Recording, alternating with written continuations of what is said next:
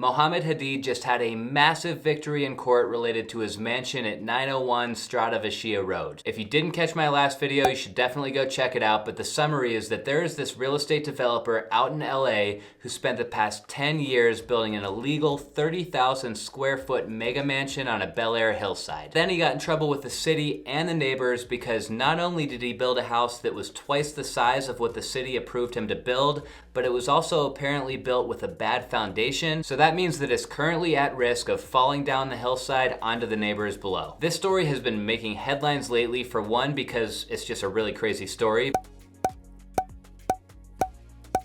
But for two, Mohamed Hadid happens to be the father of two super famous supermodels who are already in the headlines all the time due to them being really public figures. But in today's video, we are going to talk about the latest news around this saga because Mohamed Hadid has finally caught a bit of a break in this dramatic case. If you're new to my channel, by the way, my name is Scott. I'm a real estate investor out of Arizona, so here on my channel, we talk all things real estate. One quick request before we go any further. If you're liking what you see and you're into videos like this, if you could hit the like button down below for me, that'll really help to support my channel, and it'll tell me that I should be doing more videos like this, and I'll make sure to plan that for the future. Before we get into the victory side of this legal battle, let's first talk about the details of this case that Mohamed Hadid has been in. See, there are a few court cases related to this project that have haunted Hadid for a while, but this specific case started back in 2018 when a couple of the neighbors decided they wanted to sue Hadid. Their grounds were that they basically said that Mohamed Hadid had been a fraud and a nuisance for the past 10 years as it related to the construction of Strada Vecchia. These two neighbors, Joseph Haresik and John Bedrosian, were looking for the neighbors to award them about $26 million in damages. This has been a really loaded case with a lot of layers, but the neighbors have basically just been trying to prove that Hadid has been malicious and fraudulent, both when it came to getting permits for this project and getting his inspections passed. Hadid's defense the entire time is that he did not intentionally put any neighbors' homes or lives at risk. He was not intentionally a nuisance during this build process, and from his perspective, he thought he had all the needed approvals in order to build this home. And this is where I personally have mixed feelings about the matter, which align a lot with what you guys said in the comments in my last video. See, on one hand, I see a very experienced real estate developer who's been building luxury homes and hotels for decades now, so he really should have known what he was doing, and he should have understood that he was technically breaking some rules in order to get this house built. But on the other hand, I feel like the city's to blame as well for letting this project get as far along as it did. We actually had a guy comment in my last video who said he was a building inspector, and he gave a really good perspective here. It's a really long comment, but let's check out some of the highlights together because I think it really does show that Hadid is not the only person to blame in this case. So the commenter says, "There must be a lot more to this, as construction should have been stopped much sooner than this. The building inspectors should have caught a discrepancy between the approved on-site plans and the actual work being done, resulting in doubling of the square footage very early on in the work. I was a building inspector, and we check work against the jurisdiction approved and stamped plan sets that are required to be on site for us." He goes on to say that, in fact, on large jobs like that, where you would have multiple things getting inspected around the job site, we would sign off inspected work on the actual approved set of plans at the place where the work detailed is being done. Then he says, any building inspector would see that there was an additional 15,000 square feet being built that wasn't on the approved set or being inspected by anyone else.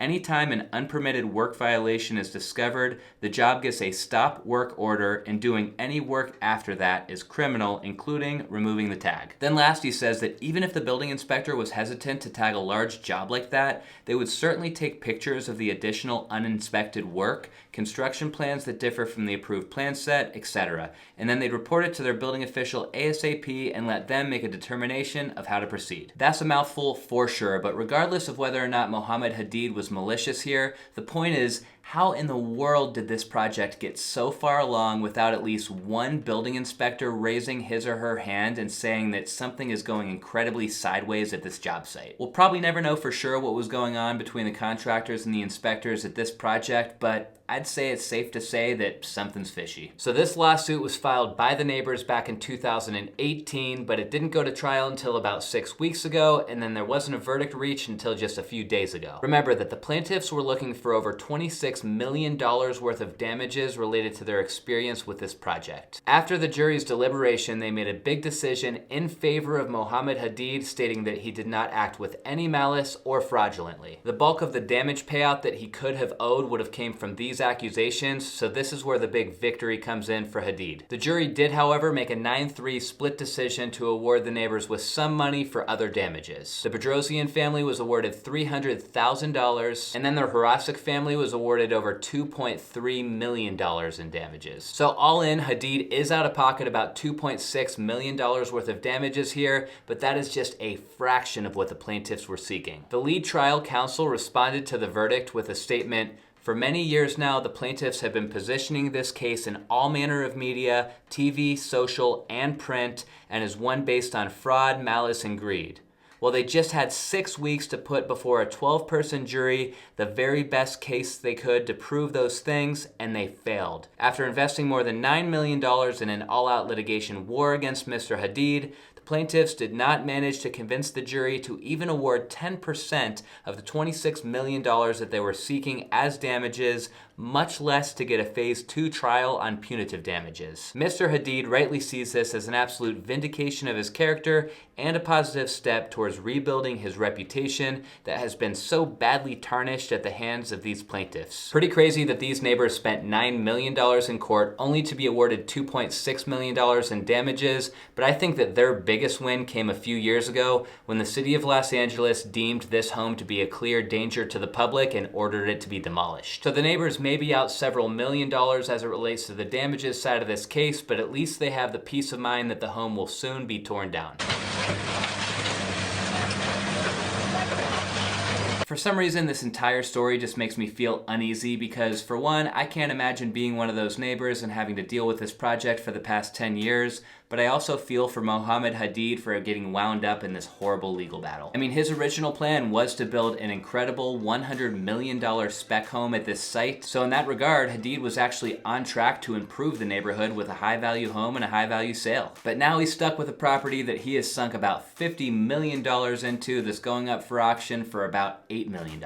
Let's face it, the banks who lent Hadid money on this project are going to take the biggest financial loss for sure, but I'd imagine that Hadid still stands to lose millions of dollars, plus he's taken a hit to his reputation on this too. I'm really looking forward to seeing what the final sale price will be after the home goes to auction later this month, and then what the next developer will do with this trophy lot in Bel Air. If you enjoyed the video, just one more reminder to hit the thumbs up button down below before you go. And don't forget to click subscribe if you're into real estate related videos like this one, because I'm posting new videos every week. But that's all I've got for you guys this time, so until next time, see ya!